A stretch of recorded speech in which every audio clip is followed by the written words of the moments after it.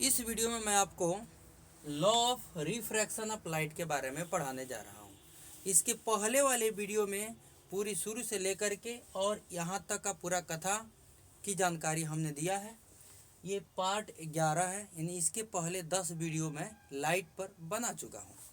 तो अब शुरू करते हैं law of refraction of light. जैसे law of reflection of light था, वैसे ही law of refraction of light होता है। तो ये समझिए, ये जो हमारा लेयर है दो मीडियम को बांटने के लिए, दो मीडियम को बांटने का एक लेयर है ये, ठीक है। ये मान के चलिए ऊपर वाला हमारा हो गया मीडियम नंबर 1, नीचे हो जाएगा मीडियम नंबर 2। ऊपर क्या हो जाएगा मीडियम नंबर 1, नीचे हो गया मीडियम नंबर 2। मीडियम नंबर 1 में speed of light v1, medium number 2 में स्पीड ऑफ लाइट कितना हो जाएगा v2 हो जाएगा। क्लियर है कहानी? ओके, अब ये मान के चलिए ये हो गया आपका रेयरर मीडियम। कौन सा मीडियम? Rarer medium. और ये आपका हो जाएगा डेंसर मीडियम।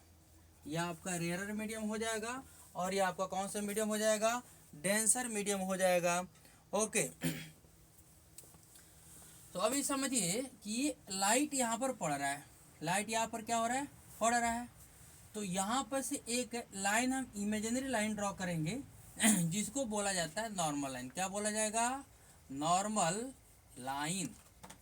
और ये आपका हो जाएगा इंसिडेंट रे। क्या हो जाएगा? Incident ray.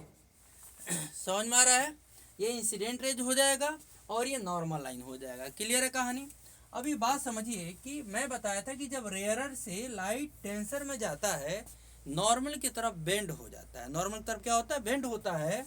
देखिए ये जो है, मान के चलिए कि अगर इंसिडेंट रे डेविएट नहीं होती है तो इसका ओरिजिनल, ये जो आपका जा रहा है ये डॉट लाइन, ये क्या है? ओरिजिनल पाथ ऑफ लाइट है। ओरिजिनल पाथ ऑफ लाइट है। देखिए कथा जो है बहुत इजी कथा है, बहुत आसान है। ये जो इंसिडेंट रे यहाँ पर पड़ रहा है, अगर ये डेविएट नहीं हो रहा है, मतलब अनडेविएटेड है, तो ये इसी तरीके से जाएगा। क्लियर है कहानी? लेकिन रेयरर से डेंसर में जा रहा है तो ये क्या होगा? नॉर्मल की तरफ बेंड हो जाएगा। क्या होगा? ये नॉर्मल की तरफ बेंड हो रहा है। क्लियर है? अब ये मान के चलिए, तो ये हमारा इंसिडेंट रे हो गया और ये हमारा कौन सा रे हो गया? रिफ्रैक्टेड रे। कौन सा रे हो गया? रिफ्रैक्टेड रे हो गया। ठीक है, ये देखिए ये आपका हो जाएगा एंगल आई और ये आपका हो जाएगा एंगल आर। आई क्या है? एंगल ऑफ इंसिडेंस है। और आर क्या है? एंगल ऑफ रिफ्रैक्शन है। मैं लिख दे रहा हूँ, आई क्या है? एंगल ऑफ इंसिडेंस है। क्या है? Angle of incidence. आर क्या है? एंगल ऑफ रिफ्रैक्शन है।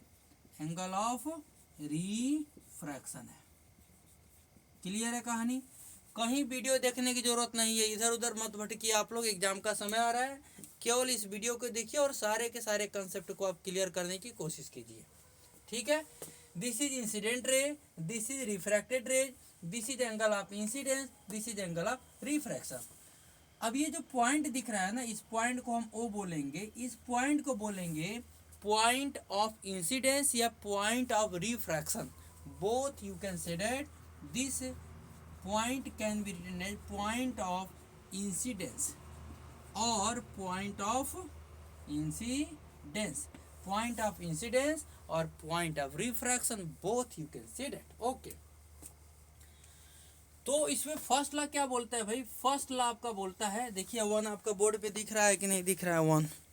ओके, सो फर्स्ट लॉ आपका क्या बोलता है, ध्यान समझिएगा। इंसिडेंट रे, क्लियर है?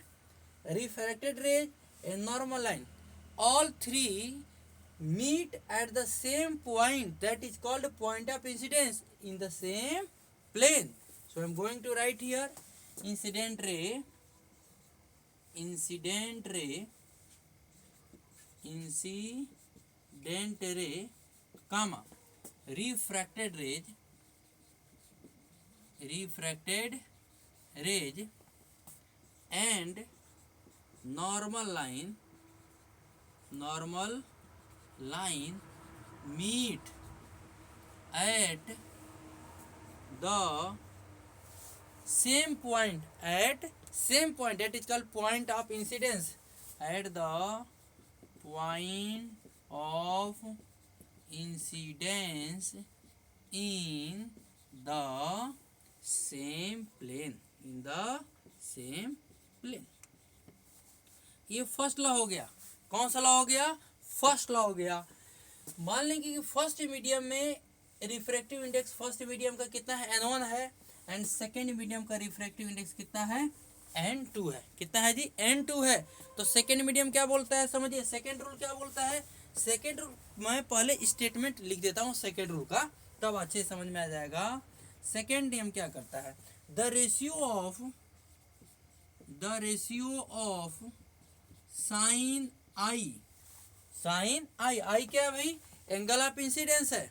और साइन थीटा कॉस थीटा तो आप ट्रिग्नोमेट्री में पढ़े होंगे। तो sine i, the ratio of sine i and sine r, r क्या है? आर एंगल ऑफ रिफ्रैक्शन है। So the ratio of sine i and sine r is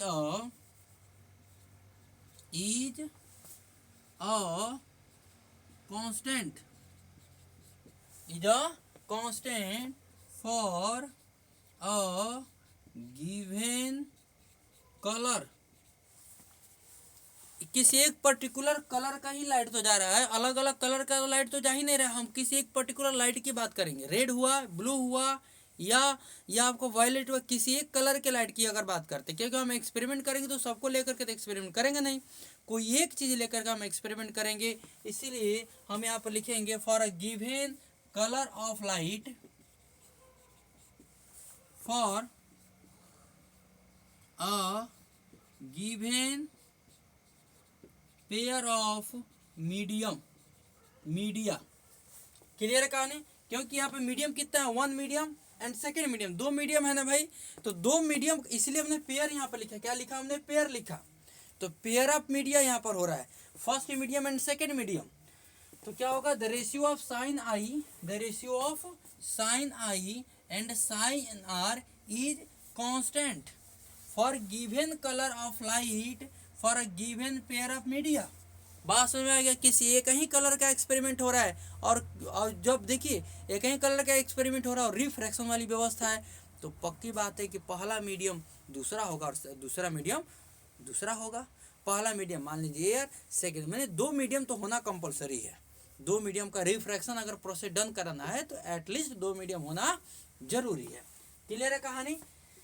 therefore from Snell's law, इस पूरी कथा को लिखने वाले थे Snell's law. Snell's law, Snell's law क्या बोलता है भाई? n1 क्या बोलता है?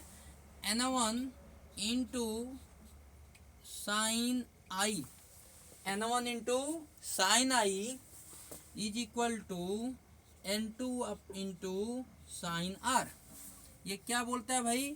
ये स्नेल्स लॉ की कहानी है।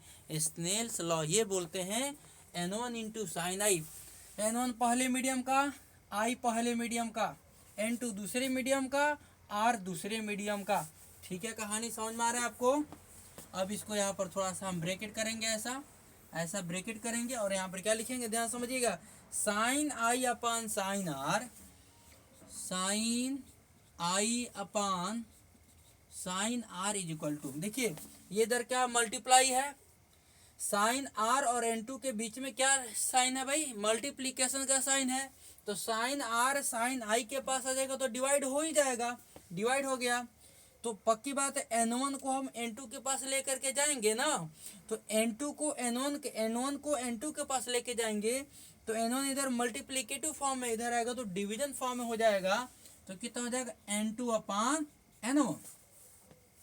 और सिंस इसके जस्ट पिछले वाले वीडियो में मैं बताया था कि n2 इक्वल टू हम लिख सकते हैं n2 अपान n1। क्या लिख सकते हैं? n2 अपान n1 लिख सकते हैं। यह हमारा हो जाएगा therefore sine i upon sine r equal to n2। इसी को बोलते हैं कांस्टेंट। ये क्या रहता है आपका? ये आपका कांस्टेंट रहता है। क्या रहता है भाई? ये कांस्टेंट रहता है। समझ गया कहानी? यानी कि n1 into sine i is equal to n2 into sine r, ये किसके बराबर होता है भाई? ये आपका कांस्टेंट होता है। क्या होता है? ये कांस्टेंट होता है। समझ में आया बात? Sine i upon sine r is equal to n2 upon n1, और पिछली वीडियो में n2 अपान n1 को हमने क्या बोला था? n21। तो sine i upon sine r is equal to n21, ये क्या हमारा कांस्टेंट है। क्या रहेगा? हमारा कांस्टेंट रहेगा। इस वीडियो को देख लीजिए, स्क्रीनशॉट ले लीजिए इसका आप लोग।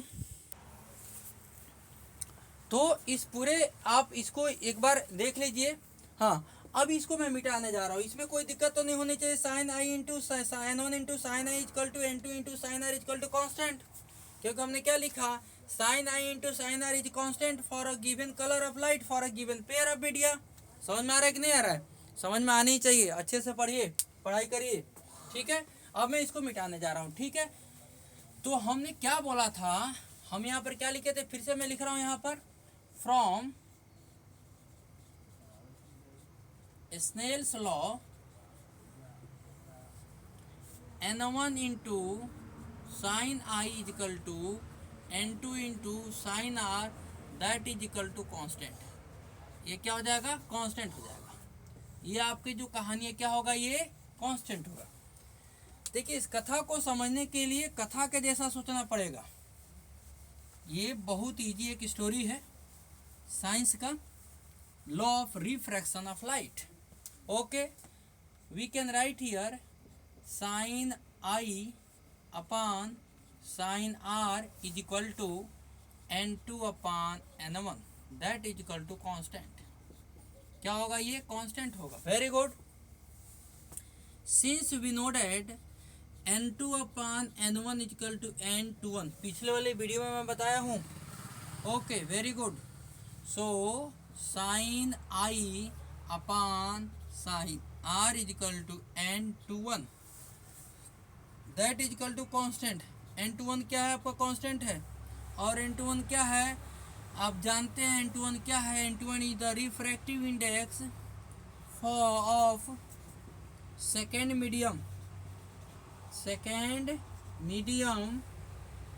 With respect to first medium. ये होता है आपका n21 होता है। क्लियर है कहानी? n21 जो होता है रिफ्रैक्टिव इंडेक्स मटेरियल पर डिपेंड करता है। अलग अलग मटेरियल के लिए, अलग अलग मीडियम के लिए अलग अलग रिफ्रैक्टिव इंडेक्स की वैल्यू होता है। अलग अलग माने एयर लाइट किस मीडियम में जा रहा है तो उस मीडियम का रिफ्रैक्टिव इंडेक्स होता है, न कि लाइट का रिफ्रैक्टिव इंडेक्स होता है। हमेशा ध्यान में रखना भाई, लाइट का रिफ्रैक्टिव इंडेक्स नहीं रहता है। जिस मीडियम में लाइट जाता है उस मीडियम का रिफ्रैक्टिव इंडेक्स निकाला जाता है। क्लियर है कहानी? तो अब हमारा ये कंडीशन, दो कंडीशन है, दोनों कंडीशंस के बारे में हम जानकारी ले लेंगे। हमारा लॉ ऑफ रिफ्रैक्शन क्या हो गया? कंप्लीट हो गया। यहाँ पर दो हमारे पास कंडीशंस है। पहला कंडीशन है कंडीशन ऑफ नो रिफ्रैक्शन। क्या? कब नहीं रिफ्रैक्शन हो सकता है? रिफ्रैक्शन कब नहीं होगा? यानी कि हमारा कंडीशन क्या है? Condition for no refraction. Condition for no refraction. समझिए बात को। पहला कंडीशन क्या होगा? When incident raise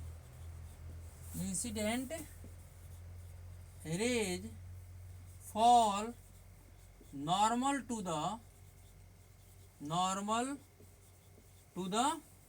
media. Normal to the media, जब इंसिडेंट रे किसी भी मीडियम पर नॉर्मल पड़ेगा, क्या पड़ेगा? नॉर्मल पड़ेगा। Incident ray fall normal to the media, और you can say normal to the interface. समझिए कहानी। ये हमारा इंटरफेस है। क्या है? इंटरफेस है। और ये हमारा नॉर्मल है। ये हमारा क्या है? नॉर्मल लाइन है। क्या भाई? नॉर्मल लाइन है। कोई दिक्कत किसी को तो नहीं हो रहा है? This is normal line. अब इसी नॉर्मल लाइन को फॉलो करते हुए, इसी नॉर्मल लाइन को ट्रेस करते हुए, फॉलो करते हुए एक लाइट इंसिडेंट हो रहा है। कहाँ पर? इसी इंटरफेस पर हो रहा है कि नहीं हो रहा है? तब रिफ्रैक्शन जिस पाथ से जाएगा इसी पाथ को अनडेविएट होकर के क्या होगा, लाइट पास कर जाएगा।